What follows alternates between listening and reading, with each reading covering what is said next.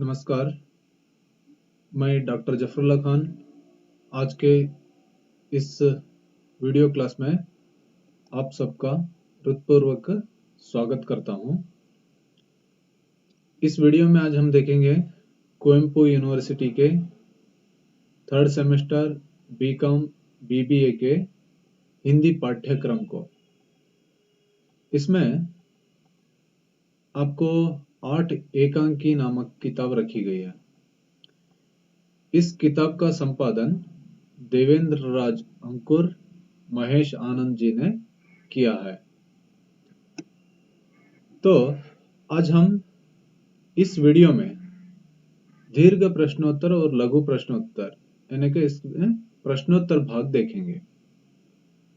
प्रश्नोत्तर भाग में आज हम पहले देखेंगे कि दीर्घ प्रश्नोत्तर, इसमें वसंत ऋतु का नाटक जिसकी रचना, जिसके लेखक है लक्ष्मी नारायण लाल ने इसकी रचना की है। इसके बारे में प्रश्नोत्तर भाग देखेंगे। आज पहले हम देख सकते हैं इस वीडियो में कि वसंत ऋतु का नाटक एकांकी का सारांश और उसकी विशेषताएं लिखिए। इस तरह प्रश्न पूछा जाता है और आपको लिखना है 10 मार्क्स के लिए, 10 अंक के लिए लिखना पड़ता है। तो आज हम आपको थोड़े हिंट्स देंगे, क्लू देंगे, पॉइंट्स देंगे कि क्या क्या इस उत्तर में समाहित किया जा सके। हम बताते हैं आपको उत्तर कैसे लिखना है, किस तरह पॉइंट्स को लेना है। रंगमंच पर 45 वर्ष का आदमी निदेशक का काम करते हुए इलाहाबाद के प्रसिद्ध अल्फ्रेड पार्क में देखी हुई घटना को पात्रों द्वारा अभिनय कराता है।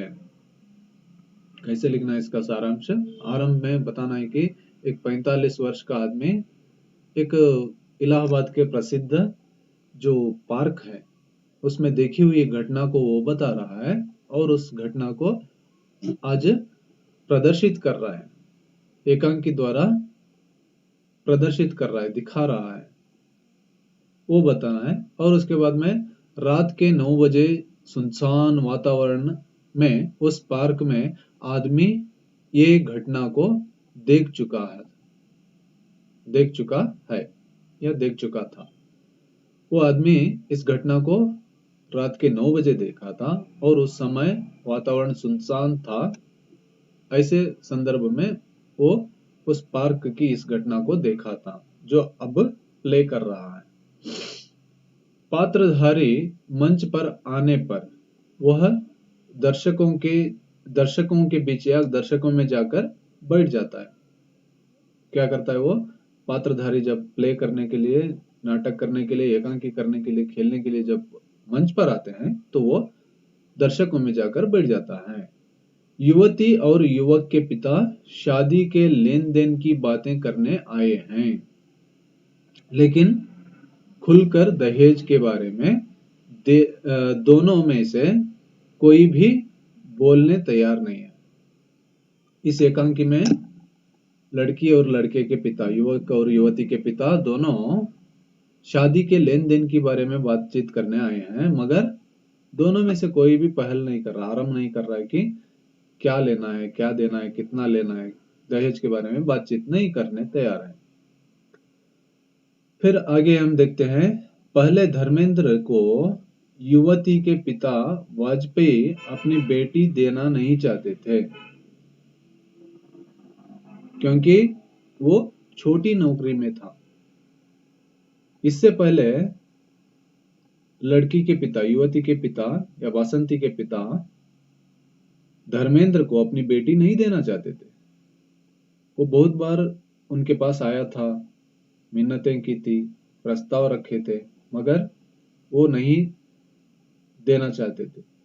उसके प्रस्ताव को कभी वो स्वीकार नहीं कर रहे थे क्योंकि वो एक छोटी सी नौकरी कर रहा था।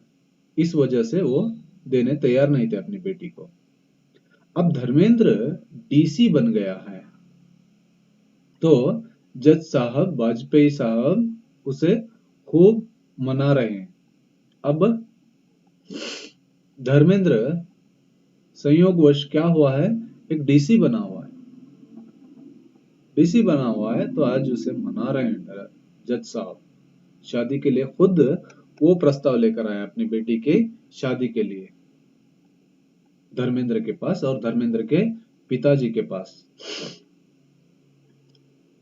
फिर आगे हम देखते हैं, युवक धर्मेंद्र कहता है कि हमारे समाज में ये ब्याह शादी मनुष्य के रिश्ते से नहीं होती, नौकरी के रिश्ते से, पद के और भौतिक ख्यालों से होती है। युवक धर्मेंद्र क्या कहता है, लड़की के युवती के पिता से कहता है, तो हमारे समाज में आज क्या हो रहा है, ब्याह शादियां मनुष्य से नहीं हो रहे हैं, मनुष्य के रिश्ते से नहीं हो रहे, मनुष्य के नाते से नहीं हो रहे। आज शादियां हो रही तो नौकरी के रिश्ते से, पद के रिश्ते से, भौतिक ख्यालों से क्या हो रहे हैं, आज शादियां हो रहे हैं समाज में। फिर हम आगे देखते हैं, व्यक्ति के श्रम और अच्छी पढ़ाई से बड़ी बड़ी नौकरियां मिलती हैं। और इसके बारे में भी आप लिखना है कि व्यक्ति के श्रम से, परिश्रम से क्या हो सकती है, आदमी को, इंसान को बड़ी बड़ी नौकरियां मिल सकती है। क्योंकि मेहनत करके धर्मेंद्र ने अच्छी बड़ी सी खासी नौकरी पाली है।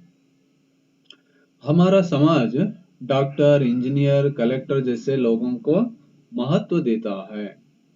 हमारा समाज, आज का समाज क्या करता है, आधुनिक समाज, ऐसे जो अच्छी अच्छी नौकरियां हैं उन नौकरियों में रहने वाले लोगों को ज्यादा महत्व देता है, उनके बारे में ही ज्यादा महत्व देता है। मनुष्य, मानवीय गुण, प्रेम भावना को आज महत्व नहीं मिल रहा है।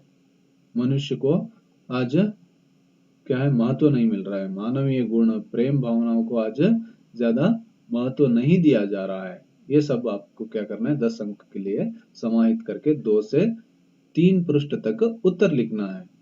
आगे चलते हैं तो हम देखते हैं कि इसी तरह के अन्य दीर्घ प्रश्न किस तरह पूछे जाते हैं, क्या क्या पूछ सकते हैं।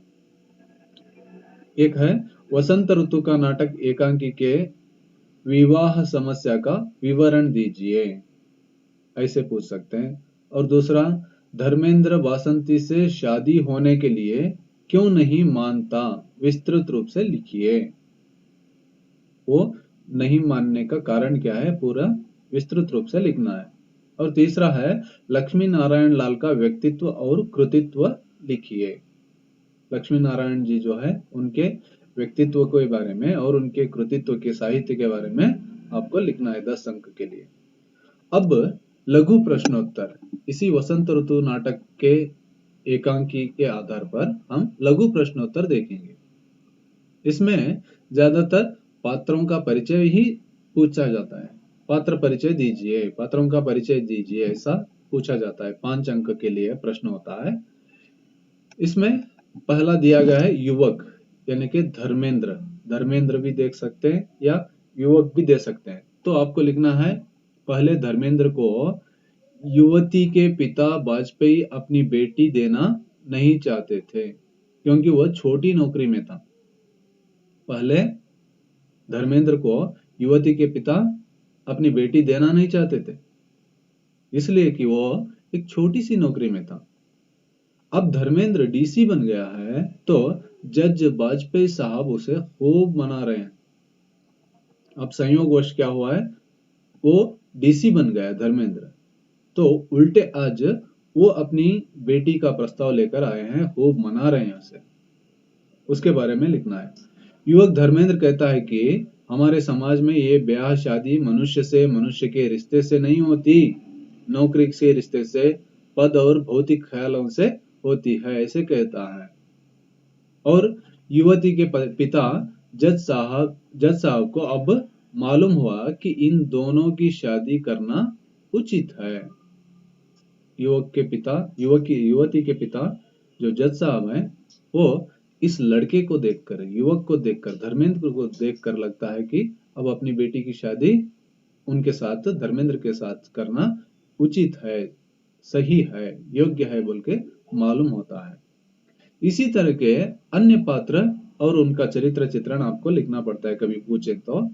और ऐसे पात्र आते हैं युवक के पिता या शुक्ल जी पूछा जाता है, युवती के पिता पूछ सकते हैं, फिर वो आदमी या बासंती, इस तरह के प्रश्न पूछ सकते हैं।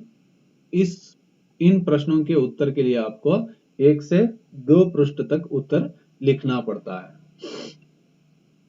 अब आपको इसके बारे में और जानना है और अच्छी तरह से पढ़ना है, समझना है, तो आप इस ग्रंथ को रेफर कर सकते हैं। 8 एकम की ये पुस्तक है।